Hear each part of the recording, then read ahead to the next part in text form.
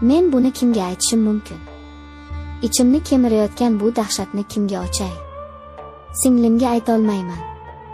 Dugonamga aytolmayman. Erimga aslo aytolmayman. Balki shunchaki qog'ozga to'ksam yengil tortarman. Men oddiy o'zbek ayoliman. Yo'q, oddiy deya olmayman. Endi oddiy emasman. Men iflosman. Men xoinman. Va men qo'rquvdan nobud bo'lyapman. Erim Botir. U yaxshi odam. Haqiqatdan ham yaxshi. Mehnatkash, kamgap, oilam deb yonib kuyadi. Lekin u meni ko'rmaydi. Men uning uchun uyimdagi chiroyli bir guldonman xolos. Suv quyadi, changimni artadi, lekin men bilan gaplashmaydi. Mening ichimda nima kechayotgani unga qiziq emas. Balki u shunchaki charchagandir. Bilmayman. Men ishlayman. Katta bir idorada hisobchiman. Raqamlar, zerikarli raqamlar.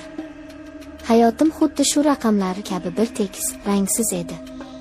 Tong ish, uy, kechki ovqat. Keyin u paydo bo'ldi. Sardor. U bizning idoraga tekshiruv uchun kelgandi.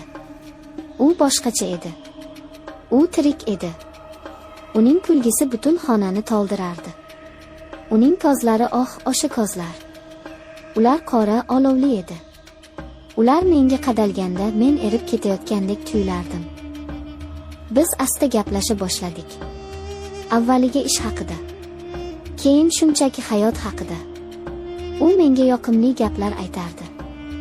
Siz bunchalar aqllisiz, bunchalar go'zalsiz. Yuragim gupillab ketardi. Necha yildan beri bunaqa gap eshitmagandim. Botir menga oxirgi marta qachon yoqimli gaplar aytganini eslolmayman ham. Biz pinhona uchrashadigan bo'ldik. U mening sochlarimni silardi. Sizdan bahorning hidi keladi derdi u. Men esa o'zimni yana 18 yoshli qizdek his qilardim. Men bamisoli uchardim. Birinchi bosa. Xudoyim, o'sha bosani eslasam. Hamon titrab ketaman. Biz uning mashinasida o'tirgandik. Tashqarida yomg'ir shivirlardi. U ohista yuzimni kaftlari orasiga oldi. Bizning sevgi hikoyamiz boshlandi. Bu olov edi. Bu aqldan ozish edi.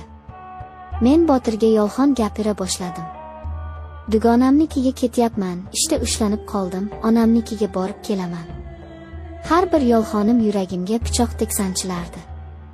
Lekin Sardorning quchog'i bu og'riqni unuttirardi. Biz restoranlarga borardik. U menga sovg'alar olardi. Biz shahar chetidagi mehmonxonalarda uchrashardik. Uning ehtirosi cheksiz edi. U meni shunday sevardiki. Yo'q, u meni xohlardi. Endi buni tushunib yetyapman. U ovchi edi, men esa uning oljasi edim. Oylar o'tdi. Men bu ikki hayotga ko'nikib qoldim. Bir tomonda sodda, mehribon, lekin zerikarli erim Botir. Ikkinchi tomonda xavfli, ehtirosli, hayotimga rang olib kirgan Sardor. Men ikkisini ham yo'qotishni xohlamasdim. Qanchalik jirkanch eshitilmasin, bu haqiqat edi. Ammo vaqt o'tib ehtiroslar sona boshladi. Uning o'rnini qo'rquv egalladi. Telefonim jiringlasa, cho'chib tushardim. Erim Botir telefonimga qarasa, yuragim to'xtab qolay derdi. Keyin o'sha noxush hodisa yuz berdi. Biz yana o'sha mehmonxonada edik. Menda aybdorlik hissi yana bosh ko'tara boshlagandi. Sardor, biz hammasini to'xtatishimiz kerak dedim men. Men boshqa bunday yashay olmayman. Uning yuzi bir zumda o'zgardi. O'sha mehribon, kulib turgan ko'zlar muzdek toshga aylandi. Nima deding, dedi u sovuq ohangda. Men charchadim. Keling, hammasini tugataylik yaxshilikcha. U kuldi. Qahqah otib kuldi. Bu kulgi qo'rqinchli edi. Tugatmoqchimisan? Shunchaki xayr deb ketmoqchimisan? U menga yaqinlashdi. Men orqaga tisarildim. Men seni sevdim, Laylo. Sen esa meni o'yinchoq qildingmi? Yo'q, aslo deya baqirdim men. Lekin men erli ayolman. Bu noto'g'ri. Shunda u birdan qo'limdan qattiq tortdi. Bilagim zirqirab ketdi. Men bilan 1,5 yil yotganingda noto'g'ri emasmidi? Eringning yuziga kulib qarab, kechalari men bilan uchrashganingda noto'g'ri emasmidi? Uning ovozi balandlab borardi. Men qo'rqib ketdim. Iltimos, Sardor, qo'yib yubor. Og'riyapti.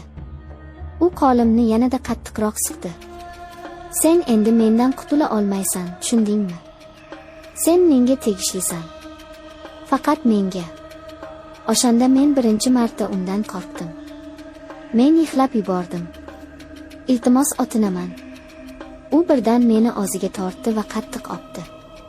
Bu bosa emas, bu hujum edi. O'sha kuni men o'z sevgilim tomonidan zo'rlanganimni his qildim. Ruhim zo'rlandi. Shundan keyin hammasi dahshatga aylandi. U meni qo'yib yubormadi. Men endi uning sevgilisi emas, asirasi edim.